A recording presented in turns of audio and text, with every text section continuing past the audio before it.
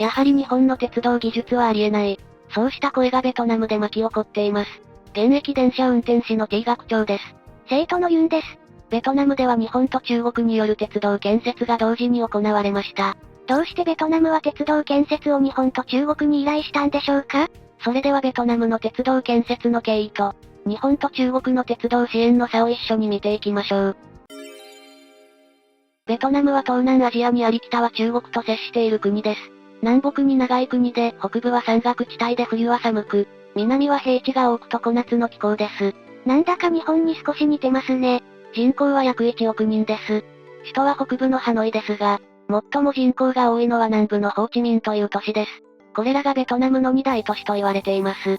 これらの町では1990年代後半からとある問題を抱えていました。一体どんな問題なんですか？交通渋滞と排気ガスによる大気汚染問題です。渋滞と環境問題は切っても切れない関係ですからね。でも、どうしてそんなにひどい渋滞が発生するのですか？これにはいくつか理由があります。まずは二輪車の多さが理由に挙げられるでしょう。そんなに多いのですか？調査によると、1世帯あたりの二輪車保有率は 90% に迫るとも言われています。ベトナムの二輪車の多さが容易に想像できますね。想像の遥か上を行くレベルです。でも、どうしてこんなに二輪車が普及しているのですか？ベトナムは経済成長を続けているものの、まだまだ発展途上ではあります。なので、比較的価格の安い二輪車が人気なのです。また、道路事情も影響しています。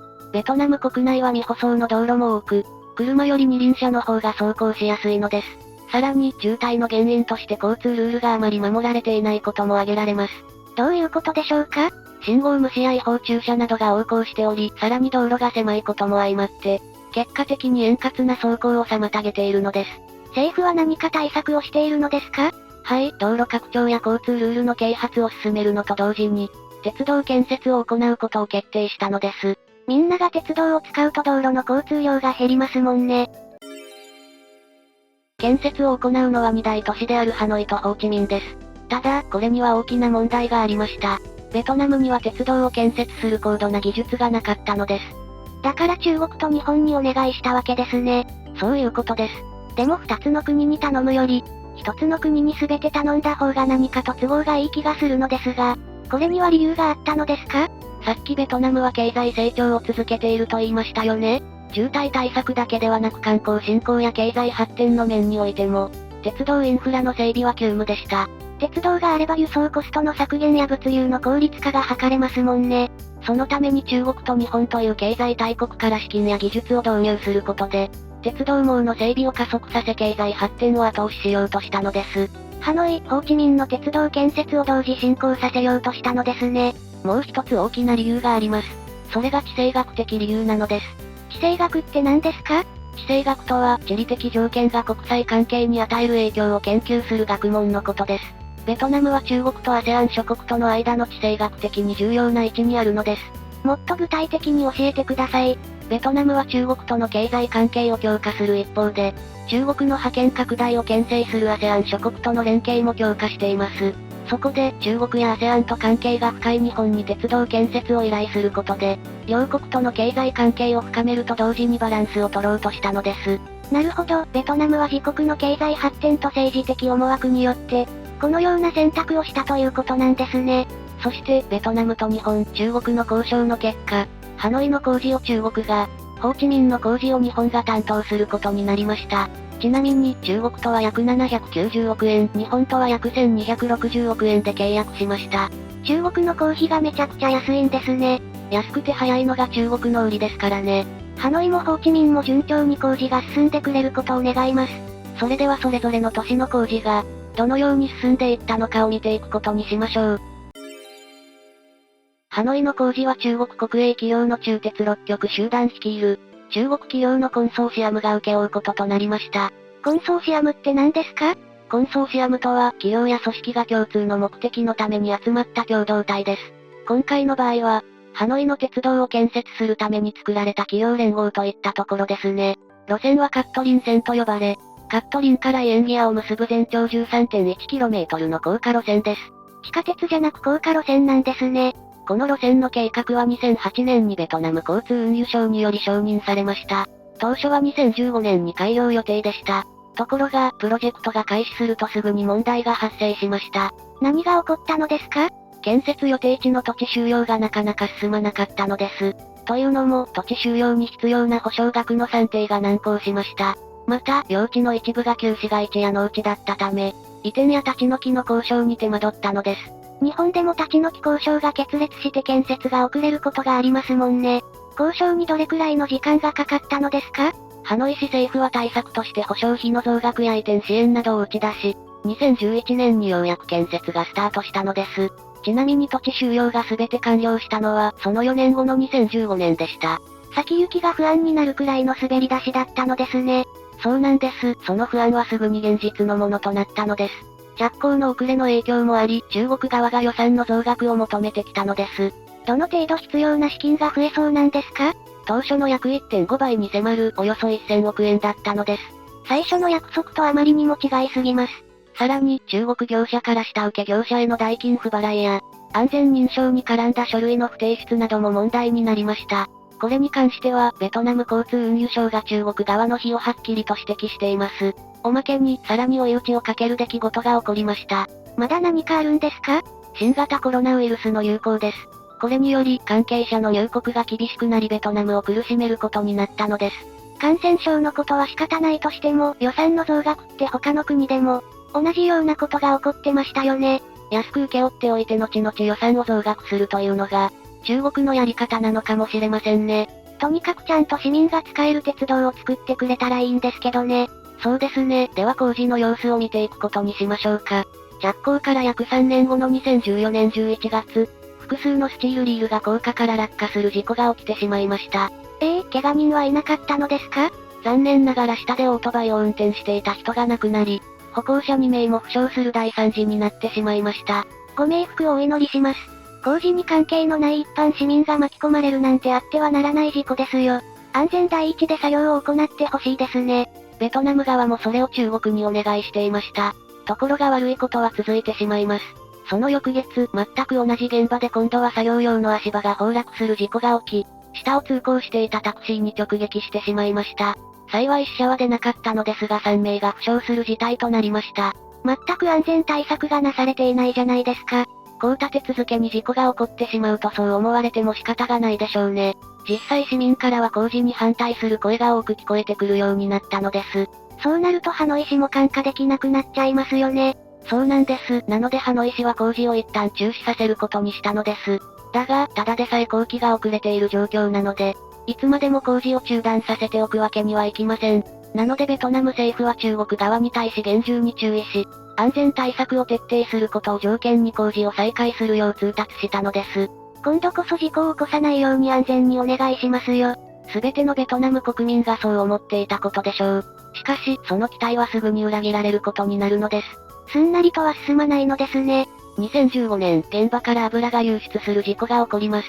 この油は道路にまで流れ、通行中のバイク約10台が転倒してしまいました。さらに、このすぐ後には落下した鋼材が車に接触する事故も起きています。一体どれだけ事故を起こすんでしょうか？繰り返される事故に当事者であるハノイ市民の怒りは頂点に達したのです。事態を重く見た当局がついに動き出すことになるのです。中鉄6局集団に立ち入り検査が行われることになりました。徹底的に調べてくれるのでしょうか？そして、検査の結果とんでもないことが分かったのです。なんと線路の一部に保護塗料が塗られていなかったことが発覚しました。保護塗料がないとどうなっちゃうんですか？保護塗料を塗らないとレールが酸化しやすくなります。改良前にもかかわらずレールは錆びてしまっていたのです。それはいけませんね。作業が増えてまた工期が伸びるんじゃないですか？その通りです。錆以外にもボルトに緩みも生じていました。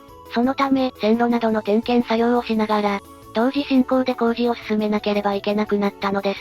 時間とお金の無駄遣いですね。そして着工から7年が過ぎた2018年にようやく完成したのです。これでようやく電車を走らせることができるのですね。いいえ、そういうわけにはいかないのです。営業運転の前に安全点検をしなければいけないのです。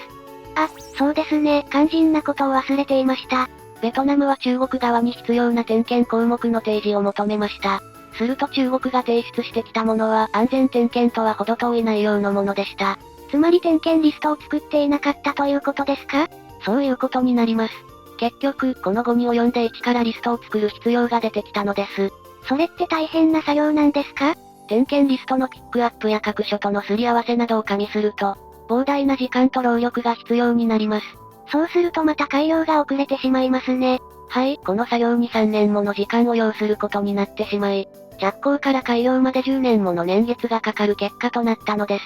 当初の予定よりも多くの年月と費用がかかってしまいましたね。でも市民の皆さんは待ち焦がれたのではないですか？いいえ、そうでもないんです。市民からはこんな声が上がっています。死者まで出した中国製の電車には乗りたくない。あれに乗るくらいならバイクに乗って5時間渋滞に巻き込まれる方がマシ。このように思う市民が多くいたのです。確かに乗るのが少し怖い気がしてきました。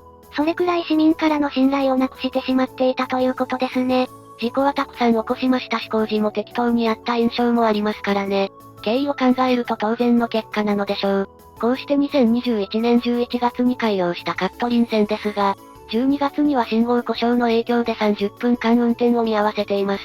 開業後もトラブルが発生していたのですね。実際乗車率も良くありませんでした。開業から15日間は運賃無料の大盤振る舞いをしていましたが、無料期間が終わると乗客数は激減してしまったのです。お金を出してまで乗りたくないということでしょうか？もしかするとそうだったかもしれませんね。しかし2023年第1四半期の利用者数は、前年比 262% と上昇の兆しを見せています。少しずつ信頼を取り戻しているのかもしれませんね。ハノイ市政府は2045年までに合計10路線の都市鉄道を建設する計画を発表しています。今後も中国の支援を受けて都市鉄道の建設が進むと考えられているので、中国としても必死なのでしょう。中国はグダグダな展開になってしまいましたね。逆に日本の方は丁寧に遅れることなく工事を進められたってことなんでしょうね。いいえ、日本も決して順風満帆ではなかったのです。では、次はホーチミンでの日本の鉄道建設の様子を見ていきましょう。ホーチミンで日本が担当するのは地下鉄の1号線で、中心部のベンタインからスオイティエンまでの 19.7km の路線です。地下鉄だから工事が大変そうですね。この路線は地下鉄という名前ですが、中心部のわずかな部分だけが地下構造で、大半は高架になっている路線なんです。この工事は JICA の指揮のもと、住友商事などの企業共同体が担当することになりました。海外での工事って多くの大企業が共同で行うことが多いんですよね。それには理由があります。海外での工事は国際情勢や経済状況など多くのリスクを伴います。企業単体でそのリスクを全て抱え込むのは容易ではないため、複数の企業で共同事業を行うことによりリスクを分散させているのです。なるほど。また、海外の建設工事を受注するためには国際競争力を強化する必要があります。こちらも企業単体では限界があるので共同で競争力を高めているのです。まさにオールジャパンでワンチームになっているってことですね。これなら順調に工事が進みそうですね。ところがそうはいきませんでした。どうしたんですか？着工が大幅に遅れてしまったのです。この工事でベトナムが提示した予算は約1260億円でした。しかし、明らかに予算が不足することが分かったのです。ちゃんと見積もりはやったんですよね？まさか日本側がふっかけたりしたんですか？いいえ、日本はそんなことしませんよ。結論を言うとベトナム側の見積もりが甘かったんです。ベトナムは大規模な建設工事を単独で行った経験に乏しく、事業費を正確に計算できる専門家がいなかったのです。なるほど、だから日本側の見積もりと大きな差が生じてしまったのですね。そして、正規の見積もりに合わせた材料や人材の調達を一から検討し直すことになり、着工が遅れることになってしまったのです。予算はちゃんと確保できたのですか？ベトナム側の自己資金に加え、円借款という形で日本側も援助。なんとか着工にこぎつけることができました。この時点で当初の予定よりも5年遅れていました。これで一安心ですね。だがトラブルはまだ続くのです。工事費用の未払いが発生し、在ベトナム日本大使がホーチミン市に対して、工事中断の警告を行う異例の事態に発展してしまいました。そして2022年に入りようやく予算の承認が下り、試運転への道が開けることになったのです。ここまで本当に長い道のりでしたね。ただ、この間も新型コロナウイルスの影響で工事が滞り、開業が2023年以降にずれ込むことになってしまいました。感染症の影響はどこの国でもあるんですね。これだけ工期が遅れると、一部の市民からは日本に対する疑問の声もあったでしょう。しかし、駅施設や車両が公開されるとそんな声も吹き飛ぶほどの、称賛の嵐が巻き起こったのです。綺麗な車両や駅の転落防止用ホームドアを見た市民から、驚きの声が上がりました。日本では当たり前の光景ですけど、ベトナムの人たちの目には、これらが新鮮に映ったんでしょうね。そして同時期に進んでいた中国が多くの事故を起こしていたのに対して、日本は一件も事故を起こすことがありませんでした。改良は大幅に遅れることになりましたが、これらのことが日本の評価を上げることにつながったのです。さすが日本ですね。困難にもめげず最後は必ずやってくれます。ハノイの工事を見ていた人たちからは全部日本に任せておけばよかったのに、との声が聞こえてきているようですよ。やっぱり日本の安全性と技術の高さは世界一ですね。中国は日本に負けたくないという焦りから工事を急いだ結果、事故を多発させました。中国は日本をライバル視しているのですね。そんなエピソードを最後に紹介しましょう。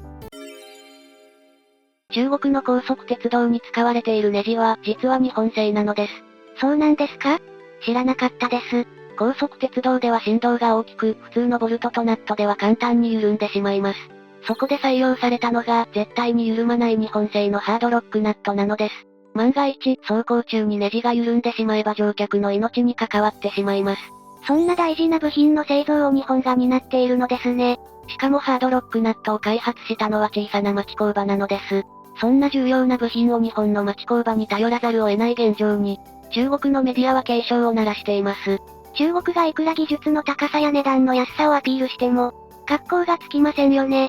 それくらい日本の技術が高く、世界のインフラを支えていると言えるのでしょう。ハードロックナットに関しては概要欄からこちらの動画をご覧ください。ここまで見ていただいた皆さんは立派な本学の生徒です。ぜひ皆さんの意見を聞かせてください。そして、これからも私たちと一緒に鉄道に関して考えていきましょう。高評価、チャンネル登録をしていただけると励みになります。ここまでお話を聞いてどうでしたか？中国にとっては日本と同時進行で建設をしたことで、苦しい状況になってしまいましたね。そうですね、同時に工事を行うと市民はどうしても比べてしまいます。日本の技術の高さと中国のずさんさが際立ってしまった、といったところでしょう。いくら早く安く完成したとしても、それに安全性が伴っていないと意味がありません。事故が起きる電車なんて乗りたくありませんもんね。日本は乗客の安全を第一に考えた結果、高い技術を身につけ、世界の信頼を勝ち取っていったのでしょう。今後も世界での活躍を期待します。このチャンネルでは、現役電車運転士の私が鉄道について解説していきます。このチャンネルで取り扱ってほしいテーマや、現役電車運転士の私に聞きたいことがあれば、コメント欄にコメントをお願いします。それでは今日はこの辺りで失礼します。最後までご視聴ありがとうございました。